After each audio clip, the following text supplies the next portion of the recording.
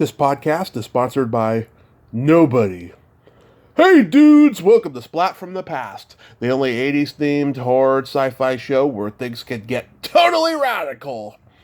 Now today I will be having a wonderful, rare, exclusive interview with a gorgeous lady from the 1980s, and I'm talking about Linda Carroll, the star of Reform School Girls. She'll be my number 6 guest, celebrating the 35th anniversary, and she's the main girl. She's the main star. I mean, people think of it as, Wendy O. Williams and Sybil Danning's movie, but Linda, her character, is the main star of the movie, Jenny. She was also in School Spirit. She was in Back to the Beach. She was in Beverly Hills Bodysnatchers. She was in Future Hunters, Carnival Games, a lot of good movies. And she was only like 15, 16 when she did School Spirit and Reform School Girls. She got in and she was doing underage nudity at that time, which I do not approve of. However, though, her acting was just well beyond her years. I mean, she was just magnificent and fantastic as an actress. And we're just going to talk about her life and career. This is a rare, exclusive interview, as I said. I think, I know she does interviews in print. I don't think she's ever done a podcast or a radio interview before. If she has, I'm not aware of it. But this is a rare interview, and I am just so happy about this interview. And it is going to be fantastic. So yeah, here is my interview with Linda Carroll.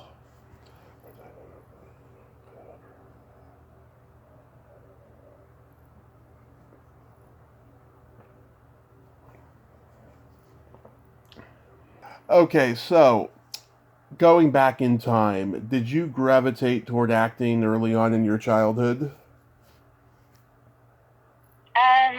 Well, I used to watch, Godzilla and King Kong, and I used to watch movies like those monster movies, and I used to, watch the movies, and I used to say, I wish I could be inside the TV when I was a little girl. And then I ended up trying to be in talent contests and beauty pageants, and I entered 14 of them. And there were small time pageants in Boston, Massachusetts. Right. And I won them all, like Miss Teen New England and Miss Teen Solar Energy and Miss Teen Merry Christmas, and I won an audition with Franco Zeffirelli for the lead in Endless Love with Brooke Shields actually got the part. Right. And I read for the top. My mother, Barbara Murphy, she drove me to New York from Boston when I was 14, and Franco Zeffirelli auditioned me for the lead in the movie. Wow. And I didn't get the part, but I placed for the top 5 for the lead. And that was my first experience with movies. Oh, trying to get in movies and stuff, Yeah, that is amazing. Did you win all 14 pageants? Yes. Wow, that's got to be a record. And I actually ended up working with Martin Jewett, who acted with Brooke Shields in Endless Love. And he acted. We did a movie called Carnal Crimes together, and he played the serial killer in '92, and I played a model. And we have an affair in the movie, and he tries to seduce me or whatever, and then my husband catches us having an affair, and then anyways, but. But when I was on the set, I was like, Martin Jewett, I said, I met you when I was 14 years old, and he was in the trailer, and with Brooke, and I said, you acted the movie Endless Love with Brooke Shields, and he was really quiet, and he didn't say much. You know, he was like a method actor, you know, and Right. I just said it was nice to meet you, and I just said I almost got that part. I told him I had met Franco Zeffirelli, and I told him how we auditioned, and Franco Zeffirelli was like smoking a cigarette, wildly telling me to pay attention to the camera, and I was looking at my face on the TV screen, you know, while he was reading me lines, you know, and anyway. Yeah. So that's what started my path, and then I went to. You want to know what I did next? Oh, yes. I mean, no story is long, boring, or offensive to me. Talk away. No. Well, and then I went to Hollywood. I went to Hollywood. Right. And then I started auditioning for movies. I got an agent. I went to acting school with Sal Dano, and I got an agent. And I studied the method.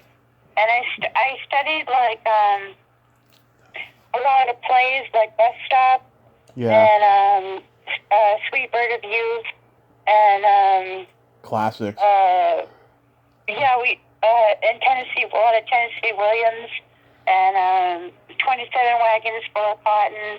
I did a lot of stage work. But everybody was getting agents, you know, when I was in Hollywood. Yeah. So that was the thing to do, you know. So I went and got an agent, and it was David Moss and Associates, and I went and got an agent, and then I got T.J. Hooker. Well, I got To Live and Die in L.A.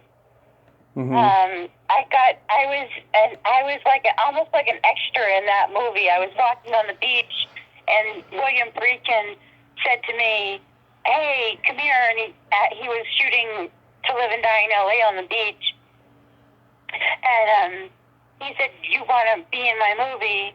And he was with William Dafoe and the other actor that was in that movie. William Peterson. And William Peterson, right? Yeah. And sorry, I didn't know the name.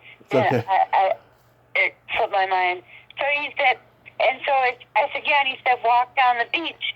So I walked down the beach, and he filmed me, and he gave me credit in a film.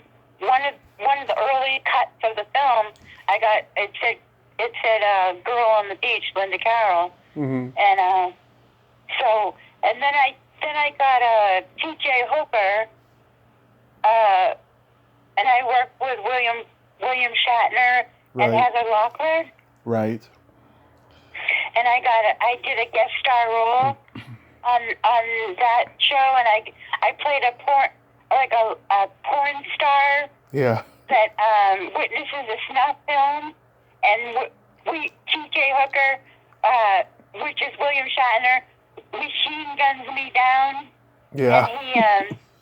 And and then I get killed in the episode, and Heather Locklear comes in to try to save me, and they were very professional on the set and everything, and they were, you know, I hung out with them, you know, and had lunch with them and stuff like that, but I was pretty young. I was like 18 and a half or something at that time. Yeah. Christopher Stone was in that episode, too. I've interviewed his wife, Dee Wallace, a couple times. Oh, he was? Yeah. What part did he play in the episode? It was just as a four-letter word. Yeah. I have to look at it, though. What part did he play? Let's see.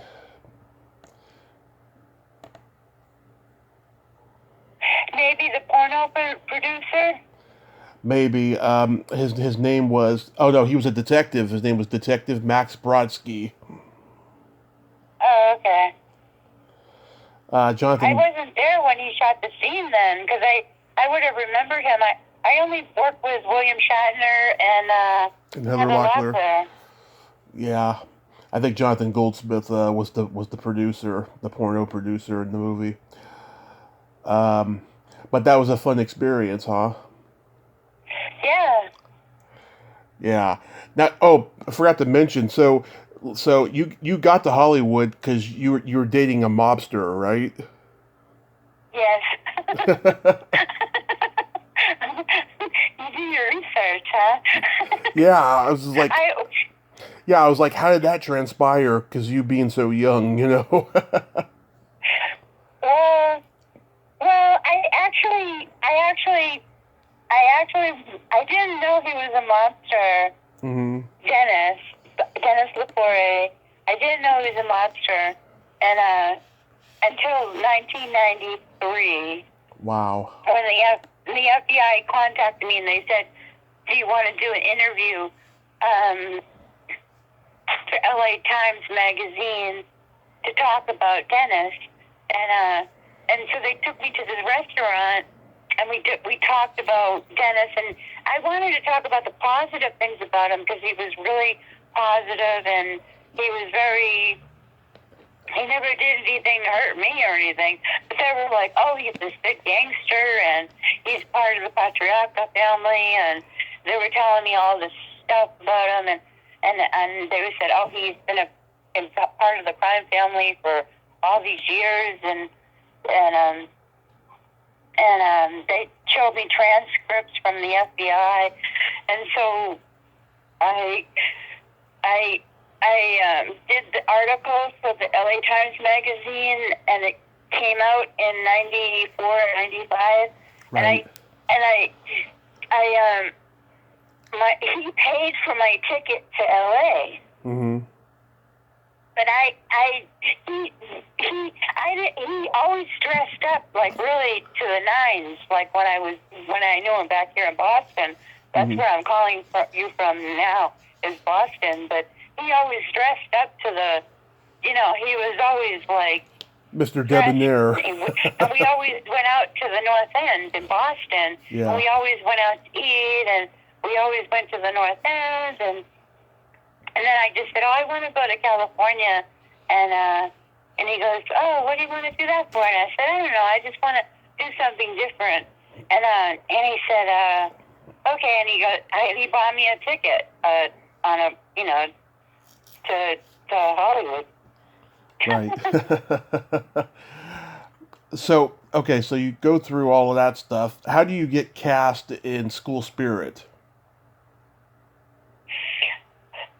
Well, I was an extra on that film, Hmm. and I didn't have my SAG card, and I had an agent, John Wilder, and I got cast on the film.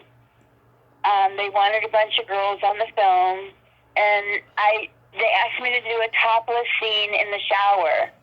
So I did the topless scene in the shower, and if I did that scene, topless scene in the shower, they would give me my SAG card. Hmm. Wow. So that's how I got my SAG card. I think that's how I got my SAG card. And then I slid down a slide like a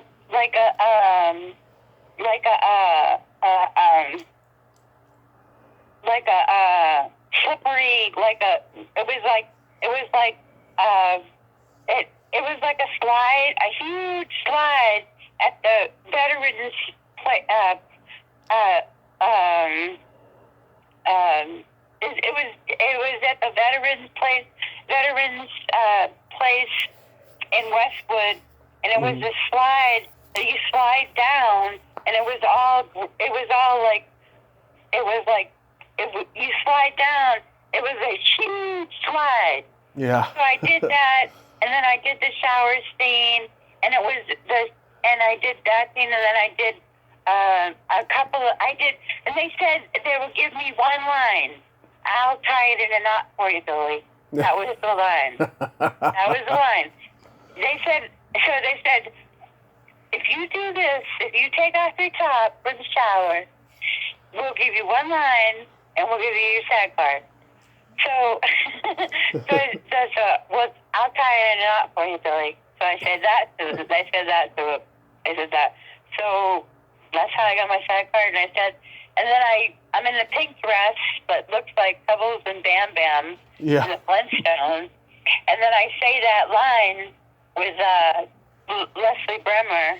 She's on the other hand of the guy with blonde hair. Mm-hmm. And then and then I say my line, and then she says her line. I forget her line. Mm-hmm. I don't know her line, but isn't that amazing? I remember that line. It is very amazing, I have to say. Yeah. yeah. Becky LeBeau was also one of the Hogs and Hogettes. Do you remember much about her? Yeah, that was my character's name. My character's name was a Hogette. Yeah. Hogette. That was her name too. Becky LeBeau, she's beautiful. She's gorgeous. She's really something. I've seen her recently. She still looks good. Yeah, she's gorgeous. I remember when she was Bubbles in Rodney Dangerfield's movie Back to School, you know? Yeah, I saw her there. Yeah, I saw that. He wanted me to be in that film. I saw him I met him at a restaurant in Malibu, and he wanted me to be in the jacuzzi scene. Really? And I didn't think he was serious, and then I saw the movie, and I didn't do it. Yeah. But I didn't think he was serious. I don't know, but Becky did it. Yeah. Becky LeBeau did it. Yeah. She had a body that was out there, you know. My body was more athletic, I think. It was like thinner. Yeah. I don't know. She was kind of buxom. I think that's the term. Yeah, very buxom. Right. Yeah. Now we get to the Immortal Reform School Girls. This movie got me through a dark period in my early 20s, I'll tell you. My grandmother had just died. I was living across the street from a video store. This was one of several movies I watched over and over again during that period. How did you get cast as Jenny? I was going to an audition. I got my agent, the same agent, David Moss and Associates. He's now in the Hollywood Hills, but they were casting at 1717 Island on like the 17th floor, and they just read me from a scene of the movie, the psychiatrist scene, and they read me for the scene, and then they called me back for like 10 times. Then they had me read with the psychiatrist scene with the girl. She passed away after a couple of years after the movie came out. Yeah. But they hired me like 2 weeks after I read. Wow. They made an amazing choice, because I'll tell you, you were well beyond your years in this role, because you played it and you exuded so much vulnerability and toughness and naivete. I mean, it's really a tour de force performance. Thank you. Absolutely. I mean, well, I was just trying to go be out there. You know what I mean? Like I was just trying to be, not have any rules or anything about anything. I was just trying to be out there. That's all. I was trying to show my acting ability to other filmmakers that I was trying to prove my acting ability to them, you know, so I could make more films, you know. Right. I've talked to Tiffany Helm, Darcy DeMoss, Winnie Friedman, Tom DeSimone, and Michelle Bauer, who was in the shower scene, and they all have different versions of how the shoot went. You know, Tiff got fired because she refused to do nudity. Winnie told me the crew didn't know what the fuck they were doing. Some girl got hurt, and everyone stood around not doing anything. Darcy told me it was a grueling shoot, but she had fun, And then when I brought all this up to Tom, he just got defensive and said, no, it was the most fun I've ever had shooting a movie. Tom was like the greatest director because he kept everything under control. Yeah. But Darcy was the breakout star, Mm-hmm. and then Tiffany is also a breakout star, and then the girl munching cookies. I forget her name. She was in a movie. I saw her in a movie, in a pretty big movie. I forget her name. Sherry Stoner? Winifred? Oh, Winnie, yeah, Winnie. She had a great career in the '80s, and I've talked to her, like I said, she's a very, very nice lady. Yeah, she's a good actress. I've seen her in a number of movies. Right. And of course, Sherry Stoner. And Darcy was up for the part in that I got for Carnal Crimes. We were in the same audition, like several times. She was up for the same part, at least. Right. She was up for the same role.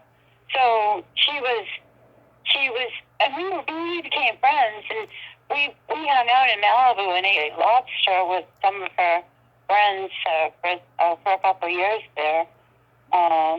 When I was out there living in Hollywood. She has a lot of nice friends, Darcy. Yeah. Darcy DeMoss. She never your agent, I think. Yeah. Yeah. Yeah. Yeah, she's really, really cool, I'll tell you, and she's been supportive of me. I mean, I've posted stuff on Instagram, and she's liked it, especially if it has to do with Friday the 13th, because I'm a big Jason head, Yeah, she's made a career out of. She was in Can't Buy Me Love. Yeah. She was in. She was in a number of pictures after her school girls, and she's done those aerobic-sized videos. Right. Have you seen those videos? I knew about them, but I never saw them. Oh, she's done a lot of aerobic-sized videos that they're really spectacular. And then Tiffany has done. Wasn't she in Friday the 13th too? Yeah, she was in part 5, and Darcy was in part 6. And Darcy auditioned for part 5 and didn't get it, ironically. Oh. Yeah. Oh. Yeah. Oh well, that's okay. She was in Trophy Heads, wasn't she in Trophy Heads? I think so. God, she was in a lot of stuff. She was in Return to Horror High. She was in oh God, so many. She was in so many movies. I can't even name them all. I only had 30 minutes to talk with her and stuff. I wanted to bring up all of these because there's so many good movies. But we got to scratch the surface. We got to scratch the surface. What was your experience like with Wendy O. Williams? Because Tiff told me she did not want to speak ill of the dead.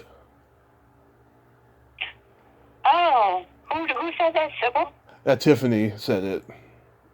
Oh, well, Wendy O. Williams was a friend of mine. Well, she used to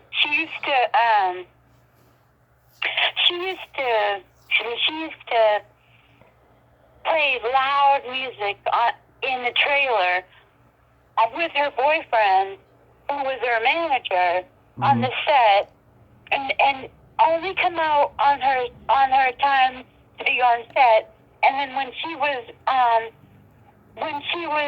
not on the set, she would be in her trailer with the music blasting in her trailer. Wow. Nice. And her boyfriend was this bald guy they wore all leather pants, a leather vest, and he was real tall, and and she was just, and so and then Pat asked, I don't know if you know anything about if you like her or not, but she was she was brilliant in that movie. I mean, she was really like over the top goofy, but also very sinister at the same time. Yeah, she was a favorite of Andy Warhol. Mm-hmm. Andy Warhol did a picture with her in it. I forget the name of the movie, but she passed away. Right. In the late. I think 2001 is when she died. Oh. Yeah. I saw her right before I saw her on Hollywood Boulevard. Mm-hmm. And she remembered you? Yeah. when we were on set, she used to make me pizza in the trailer, in her trailer. She used to cook pizza, and I used to go in there, and we used to eat pizza together. No. And then we used to hear when you were blasting. I guess it was her music blasting at the top of the the boom box. Yeah. Top blasting away. The boom box. And then she did the scene, I saw her do the scene where she climbs on top of the school bus. Right. And jumps off. Mm-hmm. And I saw her do that. And yeah. She's like, ah! She's crazy, man. Oh. She's crazy, that girl. Oh, yeah. I'm in Boston. Huh? She and the Plasmatics, they destroyed the parking lot of NBC when they were on the Tom Snyder show. Yeah, really? Oh, yeah. Tom Snyder talked about that for years until he died. I was at a restaurant here in Boston, mm-hmm. and I was having drinks at a bar, and I was talking to some friends while I was hanging out, waiting for dinner to be served, and these people, they recognized me from Reform School Girls, and they said, oh, we're fans of Wendy O. Williams. And then all these people started talking, finding out that I was in that movie, and all these people started coming over talking to me about Wendy O. Williams. You know how many people were fans of Wendy O. Williams? So many people. Of course, she's an icon. People. Yeah, she's an icon. I wish I could have told her. I wish I could have said, "Hey, Miss Williams, you have no idea how many fans you have." Oh, I think she knew. I think she knew. But Sybil Danning was also an icon too. Yeah, I've never met her. Her management declined me to do an interview. I remember she played Sutter on USA Up All Night one time. There was a sketch where Rhonda Shear and Linnea Quigley go into a supermarket and start causing a ruckus, and Sybil comes out as Sutter, as the supermarket manager, and it was fucking funny. That was the first time I became aware of that character. I hadn't even seen the movie yet. I was a kid, and I cracked up just at the whole situation, yeah, she's an icon too. Yeah, I mean, to me, she's the queen of exploitation, Sybil Danning. I worked for her. She has a company called what's it called? She has her own film company. Right. I forget what it's called, but she has her own film company. It used to be at Paramount Pictures. Right. And she did her own movie called Bounty. The Bounty. Yeah. Oh, she was in She starred in it. Yeah, well, she's been in so many movies. She was in Howling 2. She was in They're Playing with Fire.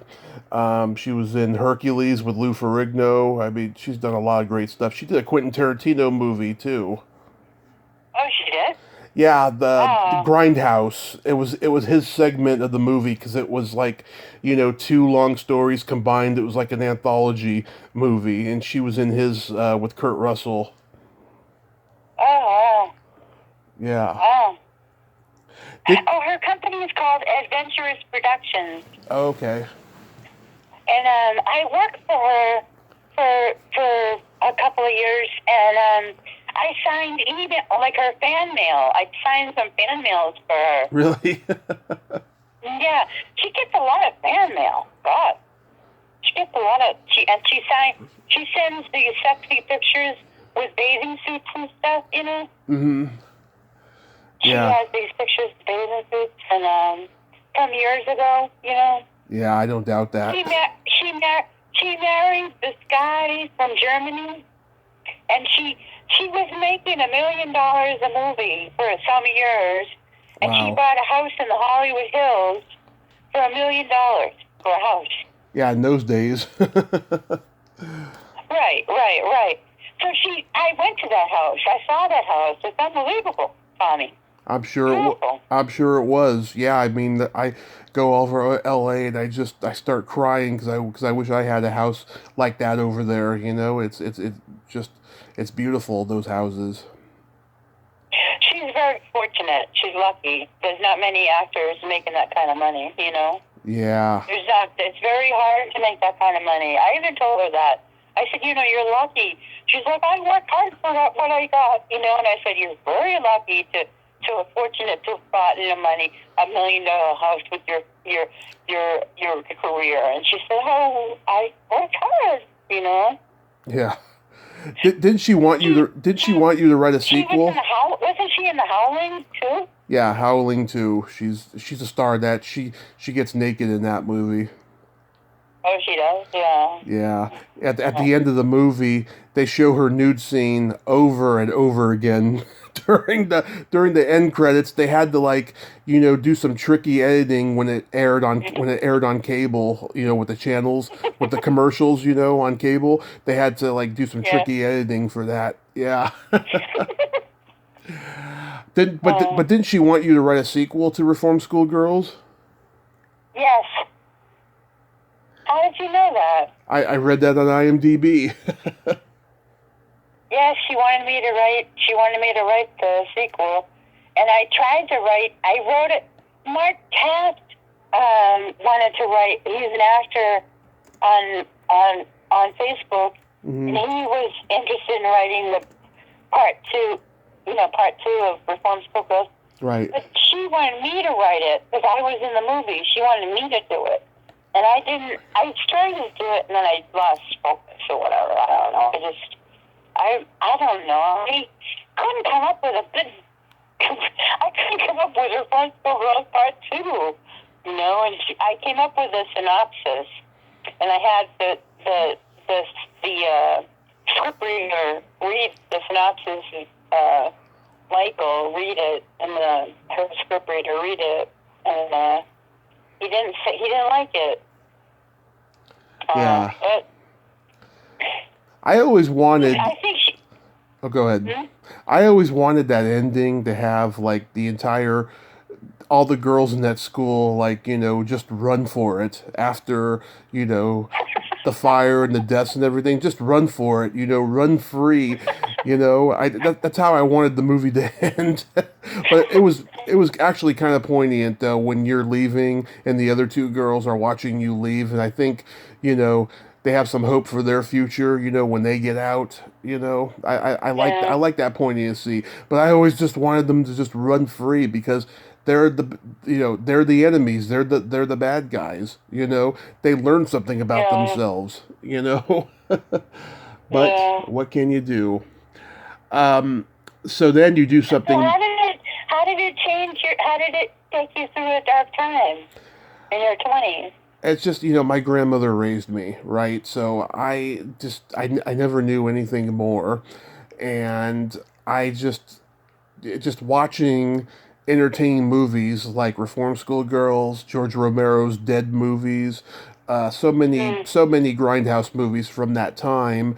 It just made me, it set the precedent for my current future. And I didn't even realize it then, but I realize it now. Because for a long time, I was like, why am I just enjoying these movies and all of this so much?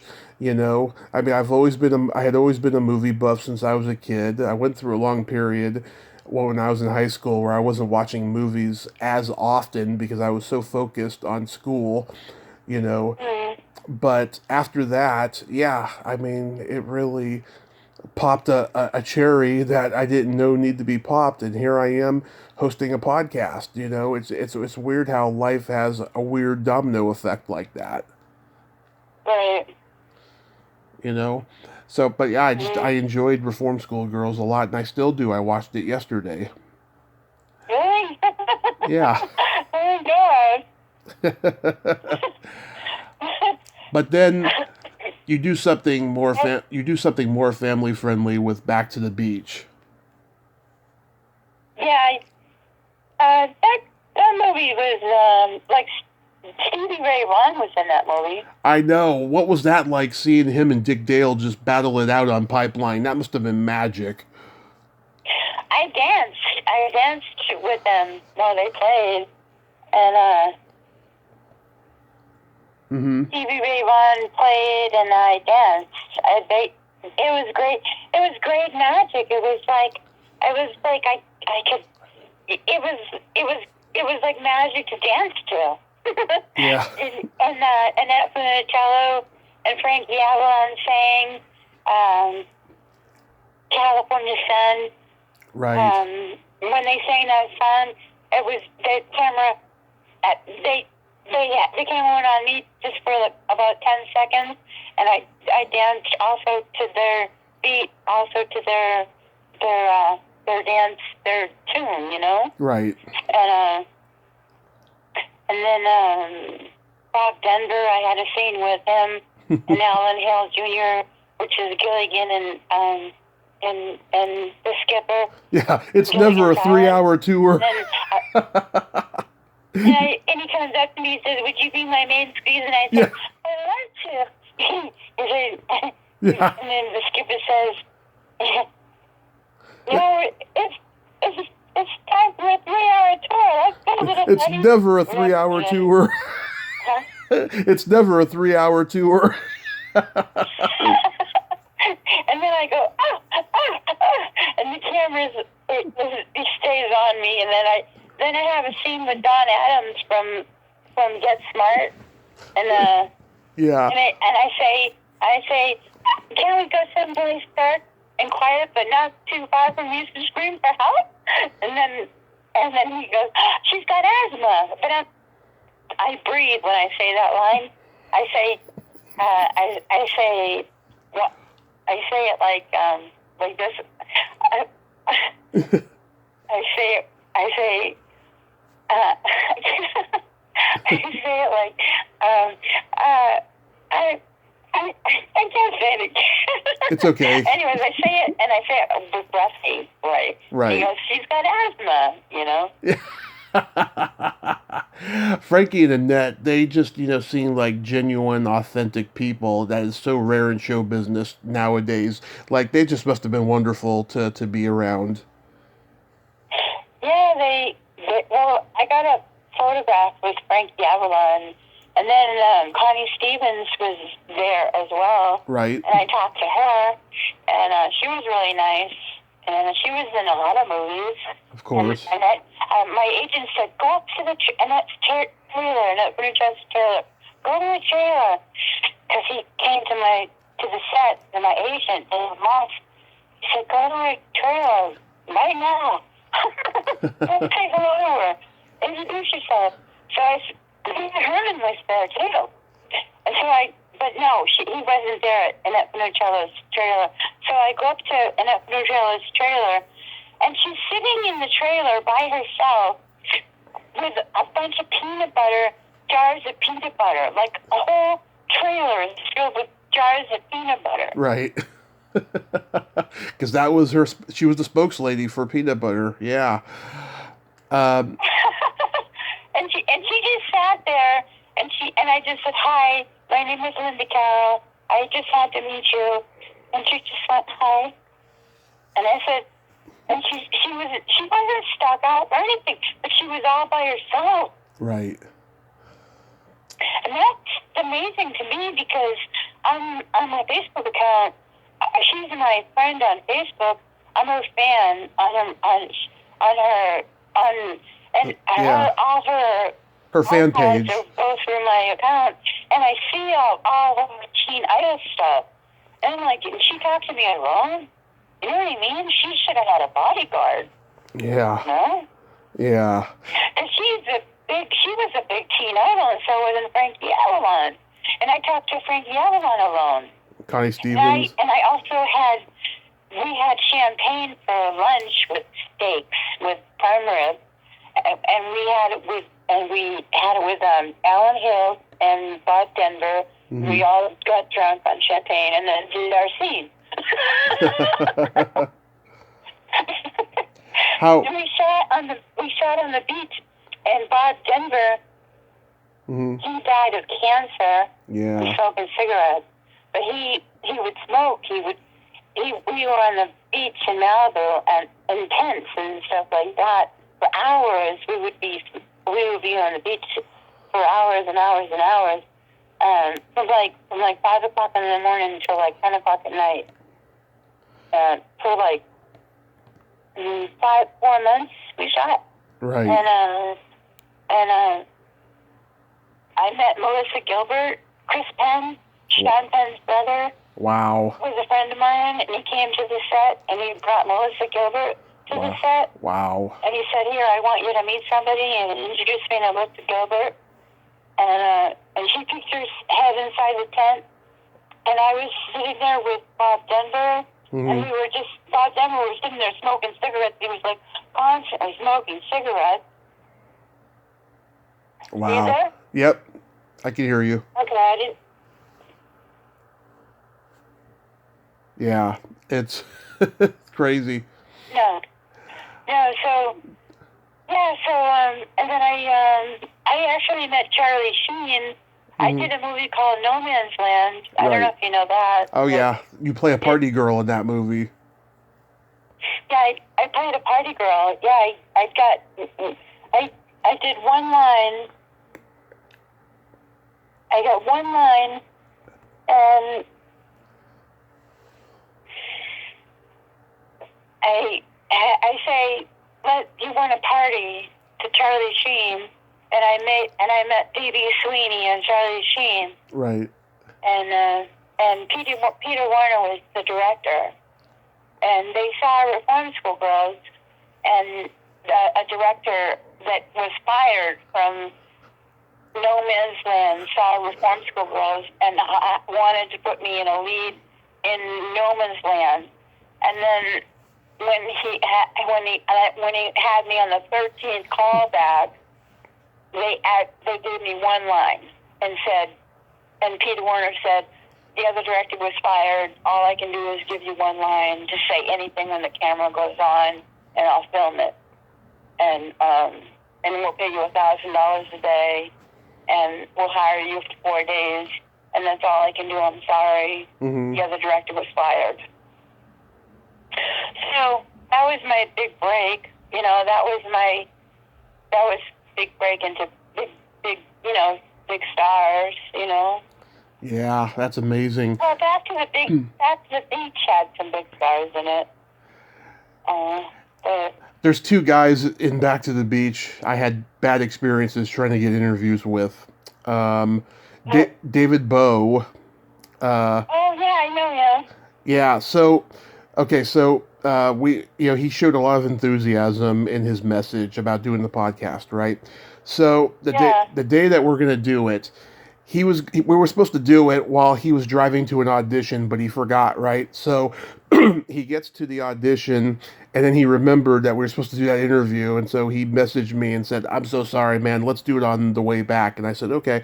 Well, on the way back, he was very grumpy, very bitter.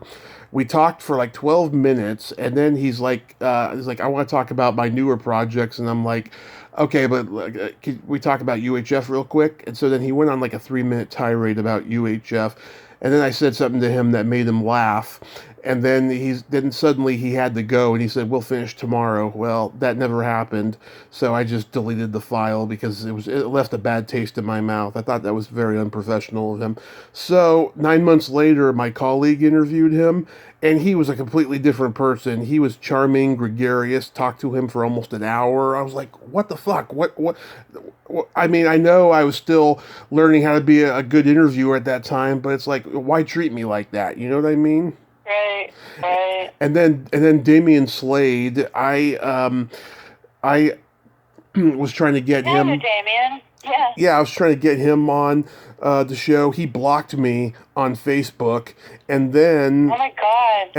I tried to get him on LinkedIn. I thought maybe he just deactivated his profile on Facebook, right? So I go on LinkedIn, and he's like saying, "Oh, try me at this date," right? And then I try him at that date, and then he's like, "I'm never doing a podcast interview ever." He's like, "I'm just so over the past," or whatever, right? And then next thing you know, he's like pretty much stalking me. Like I keep getting these notifications. He's like viewing my profile. I'm like, what the fuck? And then I talk to some people, and they're like, "Yeah, he's completely lost his mind. It's better off you don't talk to him." Oh. Yeah. He was really famous in Back to the Beach. Yeah, he did that. He During did that time. And then David Bowie has a band. Bo. You know he has a band? Bo. Yeah, he has a band. Yeah. And then of Not course Bowie. Bo. Yeah. Has a band. He has a band. It's I forget the name of it. It's a pretty famous band. Mhm. It's like a Ska band, Make yeah. a ska. A ska band, yeah. Yeah, like that kind of band. Yeah. And then Damien, he's like a little star. He's always been a little star. When we were in Back to the Beach, he was like the star of the show. Right. Because he had done Better Off Dead, where he's the newspaper boy, and other things, stuff I can't even think of right now. But he did a lot of stuff. And of course, there was Lori Loughlin, who we all know, was in that college scandal a couple of years ago. Yeah. And Tommy Hinckley, who I've been trying to get to. Yeah, he's nice. Yeah. How was working with Lindell Hobbs? She's really super nice. She used to go out with she used to date Al Pacino. Yes. Yeah, she used to date Al Pacino, and she's super nice. She's that movie cost $12 million to make. Yeah, it was. And it didn't even make that at the box office. I don't think. I don't know.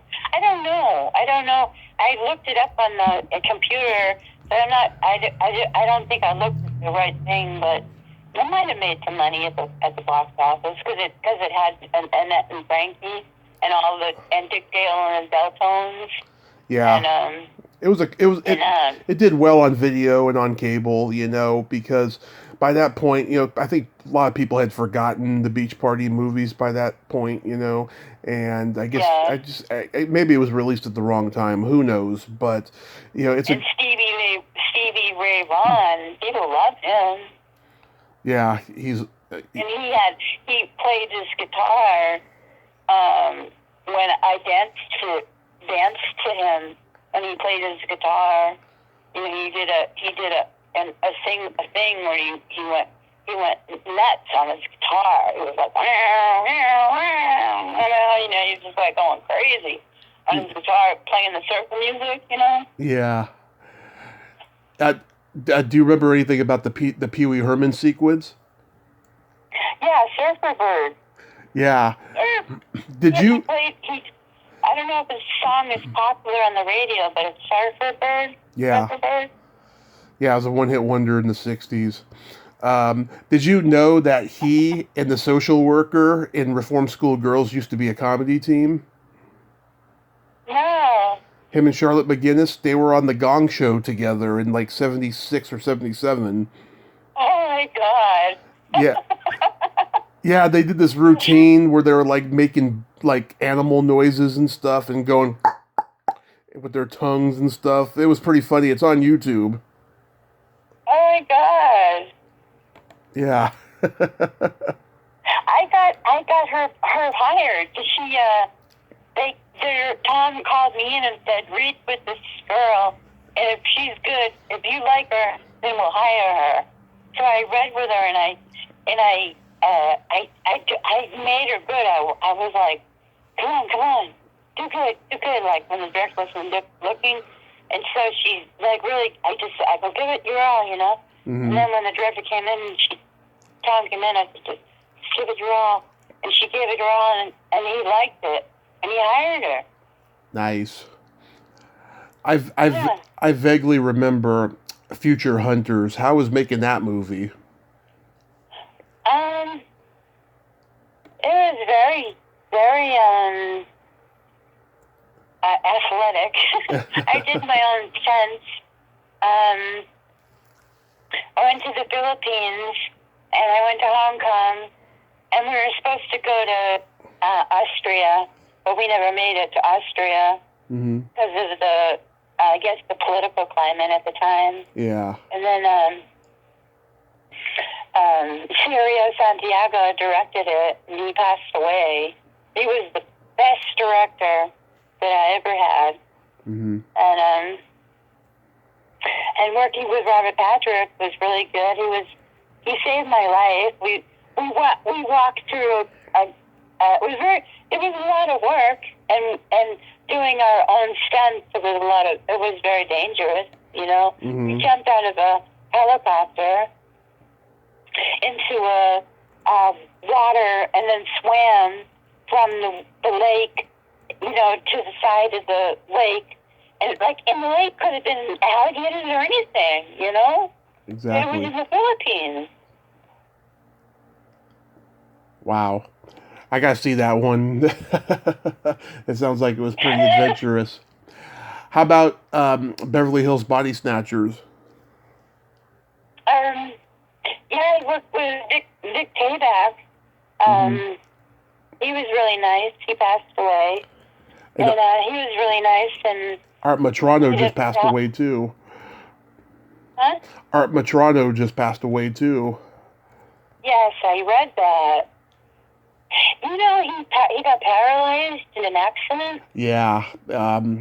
I remember when that happened in the late 80s. I was like, oh, God, because I loved him when he played Mauser in the Police Academy movies. Yeah, he was painting his house, and he fell backwards on a ladder, and he fell off a ladder, and he broke his neck, and a cat fell asleep on his face, and he almost suffocated. But he almost put me in a play, and Dan Paulson, who's a producer, introduced me to him, and he almost put me in a play called Second Chance, and in the early 90s, but it didn't work out. The play didn't work out, but it was terrible, his accident, It was. Yeah, he had like a one-man show on Broadway for a while, too, about it. Yeah, that's pretty upsetting. Did you know that Tiffany Helm's mom is in this movie, Brooke Bundy? What movie? In Beverly Hills Bodysnatchers. Tiffany Helms? Her mom, Brooke Bundy, is in it. I've interviewed her a couple times. She's a very nice lady. Brooke Bundy is her mother? Yeah. Oh my God. The blonde girl? Yeah, and you can kind of tell that they're related. They got the mole on the cheek and all of that. The blonde girl in the hearse with me? Yeah, Mona. Yeah, that's her mother. Wow. That's her mother? Yeah. She looks young. Well, she was in her 40s when she did this movie. Yeah. Yeah. Tell me about working with Rodney Eastman. I've met him. He's a force to reckon with. That guy. They both are. Both those guys are. Judy, very, very nice, and you know, they're very nice to work with. But nothing bad to say about either one of them. That's good. That's good. Frank Gorshin, the Riddler, he's in it. Yeah, he was in it. Yep. I never met him. I didn't shoot on the days that he was there. Okay. He played the guy that they embalm that comes back to life, and that comes back to life as the lobster that comes back to life. Yeah. So, yeah, but yeah. That's a crazy Yeah, plot. Rodney likes his long hair. Yeah. He's a crazy guy.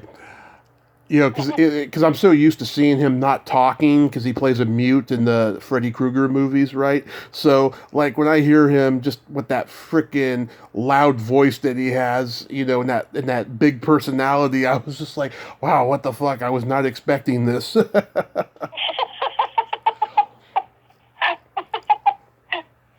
Yeah. Yeah. When you did Carnal Games, do you remember working with Paula Trickey? Yeah, Carnal Crimes. What is she like? Because a mutual friend was trying to connect us last year, and it didn't happen. And she told me, I have to warn you, Paula's a little loopy. Is she? She's pretty hot. She's what? She's pretty hot. She's pretty sexy. Well, she is pretty sexy, yeah. But, like, in terms of personality, like, what is she like? Well, she's a serious actress, and she wanted my part. She made that clear in a lot, in a couple of I forget where she said that, but she wanted my part. She has a part in the scene in a jacuzzi with me. I'm in a white bikini and she's in a bikini, and we're in the jacuzzi together. And but the director, Gregory Dark, wanted to go out with her, and like everybody wanted to go out with her when we're on the set. She was very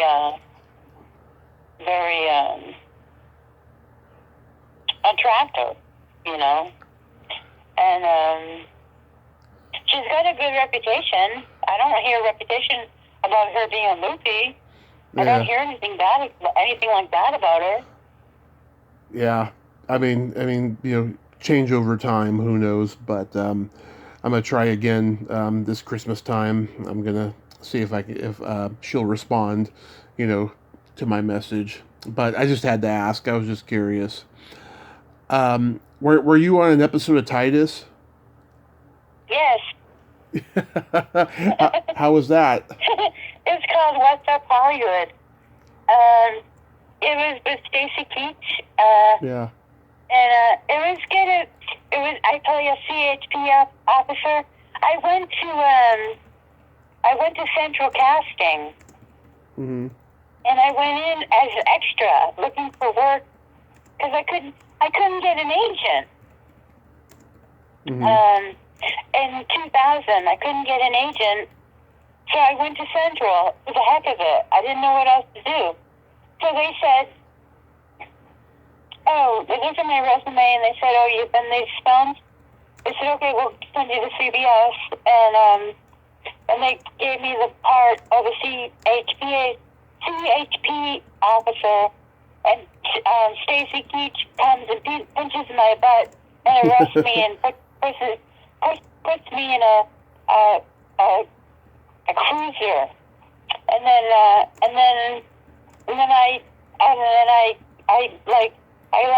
kind of go, you know, hey, don't do that, and then no, he pinches my butt, and then I put him in a cruiser. Yeah. and then his son, it's The episode's called What's Up Hollywood. Yeah. Yeah, I'm a huge Christopher Titus fan. I mean, everything he says about his parents I can relate to because I've had an alcoholic father and my mother's had mental problems, so I relate to everything he says. Yeah, I love that show. I love Stacey Keach. I saw some of his earlier, you know, when he played in that when he had that show, what was that show that he had on? I remember. The 80s. Oh, Titus? No, the show before that. No, I'm talking about, you mean Christopher Titus was on a show in the 80s? No, it's Stacey Keach. Oh, Mike Hammer. Yeah. He's the private detective. Yes. So, did you leave acting and get out of LA? I left LA in 2015. Mm-hmm. My father was had a heart attack, Mm-hmm. and I came back to Boston, and I wrote a memoir called Hollywood Dreaming, and I released it on Amazon, Mm-hmm. and I still, I'm reading a book called Secrets of Screen Acting. I still study acting. Mm-hmm. I still love it. Yeah. But you had to get away from all the bullshit of Hollywood, right? Well, it just a lot has changed in Hollywood. Like a lot of the movies that were being made, the movies of the week, they don't make those anymore, really. No. I mean, there's TV movies They for... used to make movies. I used to be able to go on auditions 11, 10 times a week. Right. You know, to NBC, ABC, Universal, Burbank Studios, Warner Brothers, Universal. all the different studios. Yeah, Universal. I used to go to the different studios to audition for movies. Be up for films constantly, and as of like 2000, things just completely died down. You know. Right. And I did a film in 2004 called Werewolf of Compton. Mm-hmm. Then I got edited out of it. And it was based on the 1970s.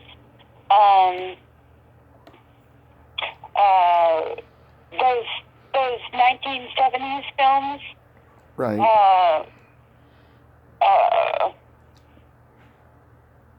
I forget what the black exploitation films. Yeah. Kind of was like a Grindhouse. I played a mad scientist that cuts off werewolves' heads, and it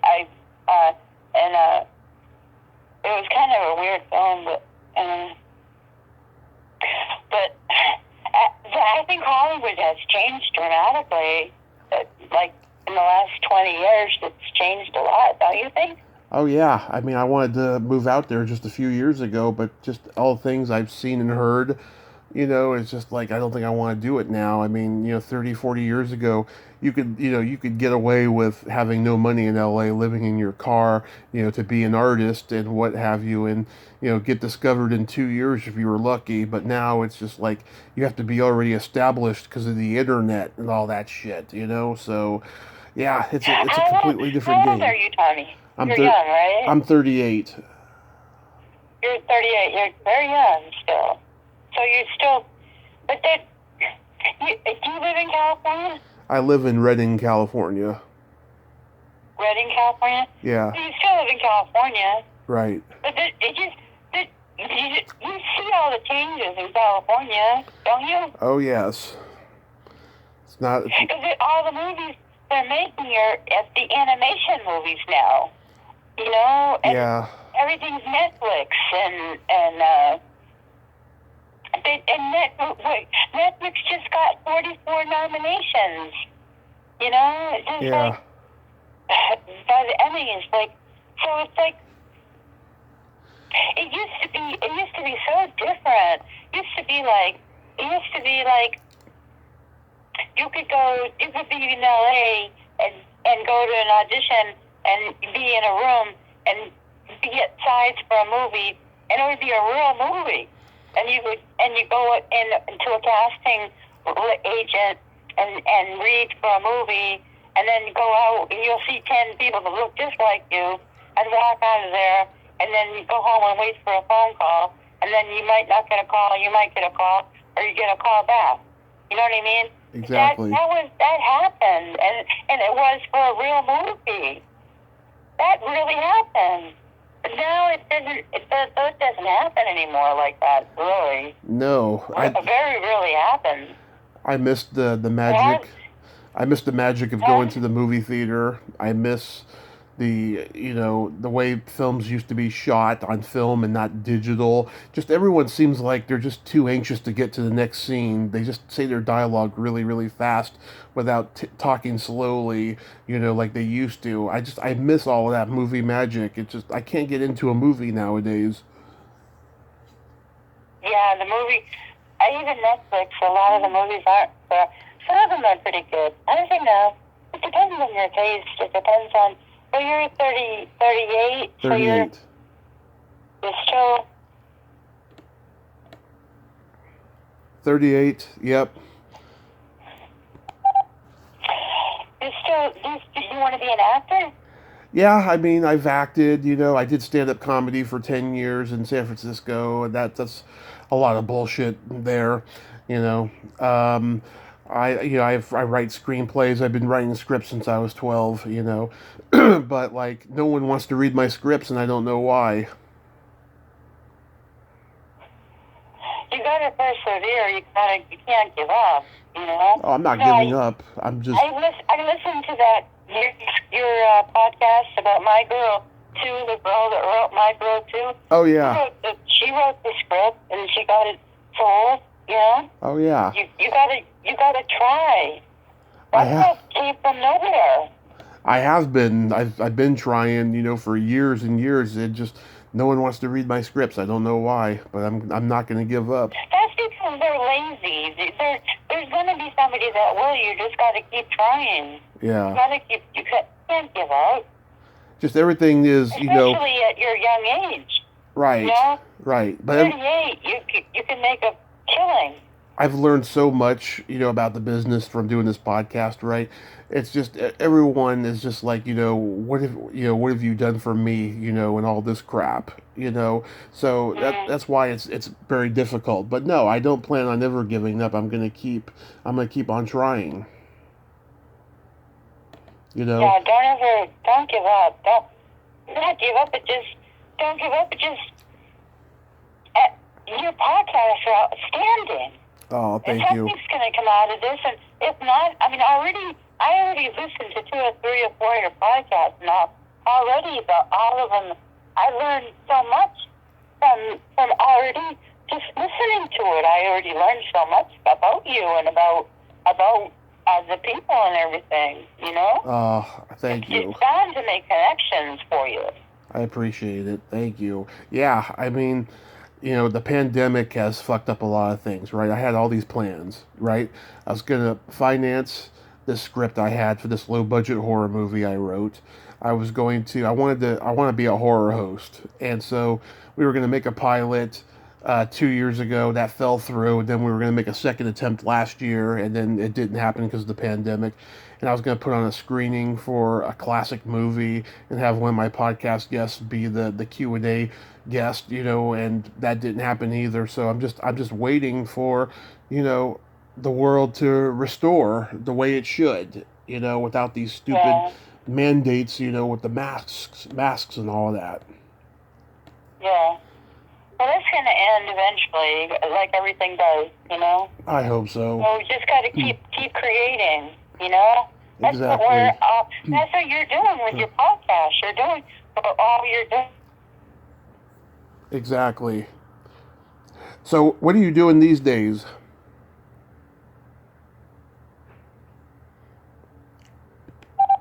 Linda?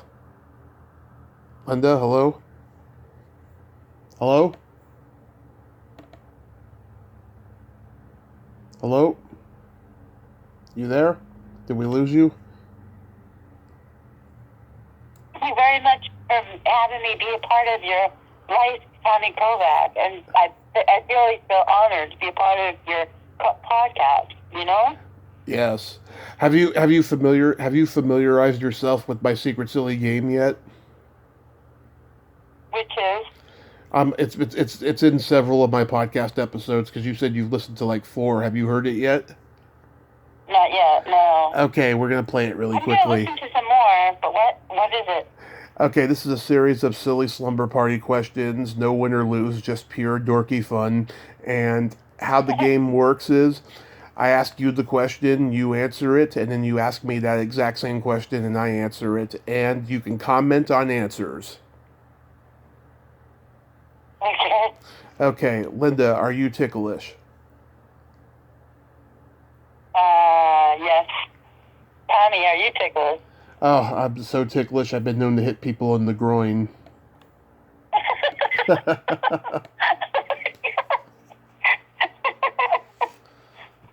It's true. What's your favorite part of the body? It could be anything. My feet. You do have very pretty feet. I do? Yeah, I saw it in a movie once. Huh? I saw them in a movie once. No, you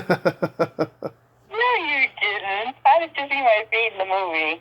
I can't remember. It's been a while. But, okay, so then you ask me the question. Oh. What's my favorite part of the body?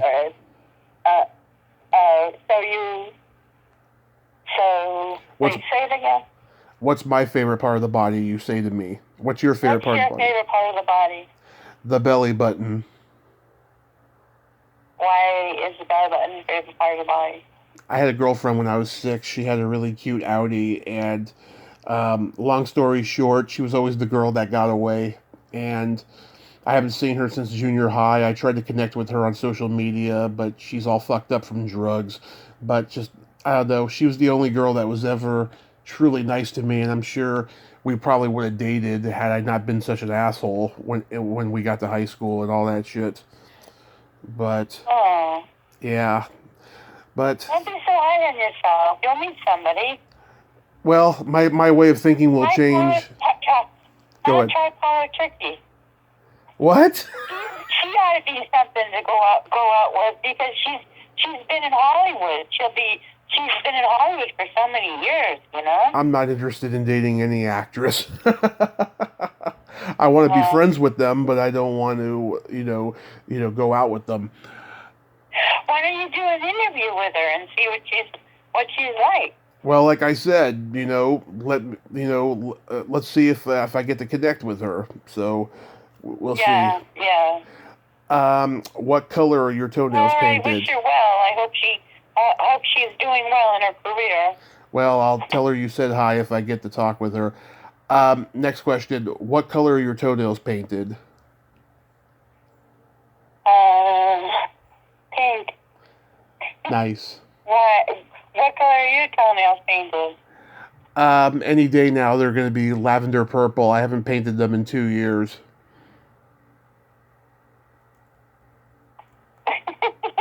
I've been painting my toes since I was 13. You have them? Yes, I have. Seriously? Yes. Oh my God. Are you serious? Yes, I'm openly bisexual, and that's part of my, festivity, I should say. Oh. That's okay. What would you say is your best personality trait?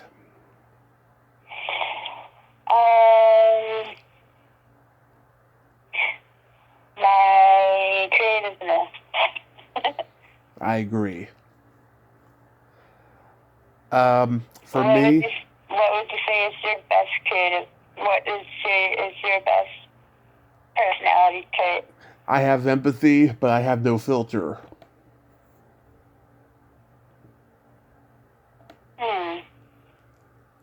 That's nice.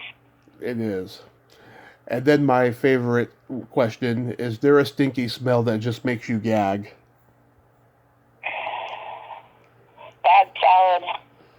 Is there a stinky smell that makes you gag? Either farts or feet. Yeah. Well, is there anything we haven't covered in this interview? Nope, that was it, and I apologize if the game made you uncomfortable. No, it didn't make me uncomfortable. Okay, because usually, just about every woman I play it with, they're like, "Oh my god, this is fun." It's like we're at a slumber party, because that's what the whole point of the game is like. Yeah. Well, Linda, I thank you so much for coming on today, and this has been a lot of fun. I'm so glad you did it. Wait, I want to make sure I covered everything on the interview. Because I want to make sure I covered all the stars. Wait. Stevie Ray Vaughan. Oh yeah, we talked about him. Okay. I just want to make sure, like, Darcy DeMoss. Yep. I want to make sure to shout out to Darcy DeMoss, because she is a big... She's done quite well for herself. Yep. D.B. Sweeney, Charlie Sheen, and, yeah, okay. Okay, I think I covered it. All right. We talked about all of them. Well, you... All right. Well, you have yourself a great day, and please stay safe, Linda. All right, thank you, Tommy. Okay. All right. Bye-bye. All right, thank you. Bye. Yep. Bye. Bye-bye. Well, there you have it. Linda Carroll. Ain't she a sweetheart? Oh my God, she's amazing. And I'm glad we got to have that conversation today.